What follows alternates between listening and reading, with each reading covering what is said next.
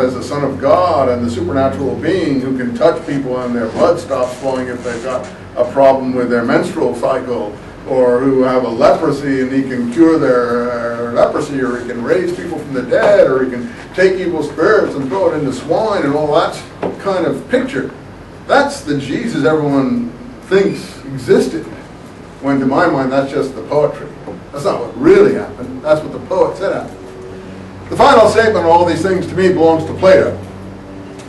You know what Plato said about poets? They're the worst sort of people. We admire poets.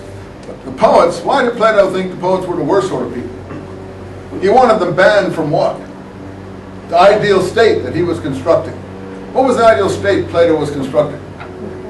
You say, what's this got to do with Islam? I think you'll see that all these things relate. It was called the Republic. How many have read the Republic? Again, few of you take philosophy classes. No, I bet you didn't read the whole thing. But you read some excerpts. But anyway, I didn't even read the whole thing. It's too boring. But in any case, it's good to read the whole thing. But one of the things he says in that is, the poets should be banned from the Republic because they create the myths by which the simple-minded people live. And the simple-minded people believe these legends and stories as fact. And therefore they deceive the people, and they create an artificial universe which is one of total darkness and blindness. What's the parable Plato gave for this universe of which the average person lives in? It's called the cave parable. How many remember? You remember the cave parable? You remember? He says the average person is like sitting inside a cave, in a dark cave, chained by fetters, and there's light outside like the sun, sitting out here, and he sees shadows against the wall, the back wall of the caves of what's going on out there in the light. But he's chained inside this world of total darkness, and that's how the average person lives. To me, it's like a big cinema house. The average person is like I was on that airplane, stuck in this cinema or this airplane his whole life, and all you're doing is seeing the vague images of the reality outside. And Plato said, what? The philosopher is the person who throws off the chains, goes outside and stands in the light of the sun and sees things for how they are. Wow, now you don't necessarily have to believe that. I'm saying that's why he didn't like the poets, because he said the poets created the myths by which the simple people lived. And I think that is true. Not bad. I don't condemn them like Plato. I think they're beautiful colored myths and full of lovely, story and excitement and passion and uplift.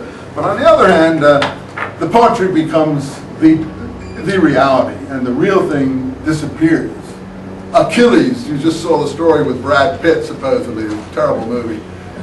He's this superhero whose mother dipped him into the sea, so he's only got an Achilles heel that was missed from the immortality, and so when he's finally killed, he's hit in the heel, this kind of rubbish. But it's beautiful storytelling. But this is what the people believe, and so a lot of that has to do with some of the information we're talking about. So finally, Arabs. Everyone thinks they're Arab, who comes from the Middle East. What finally defines an Arab? I think what finally defines an Arab is the language you speak. That's my definition. If you speak Arabic, you're an Arab. It's the spread of how far the language got that defines if you're an Arab or not.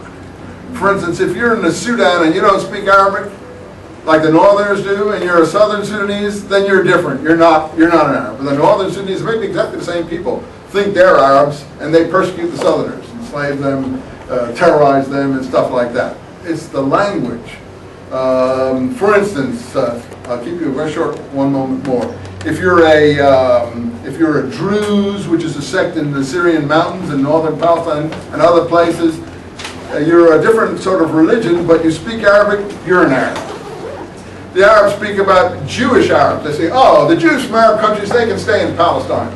They're Arabs. Why? Because they speak Arabic. The Christians in Arab countries, they're Arabs. They're Arab Christians. Why? Because they speak Arabic. So, to my mind, what defines what you are is the language you speak, not the blood. Nothing more than the language. The blood may play a part, it may not. I leave you with that thought. Next time you can attack me on that if you want. Good luck. Thanks for listening. We'll get into real stuff. Hopefully, see if we can get that book. I'm really angry and upset about that book. Did you pass around a sign-in sheet today? Nah.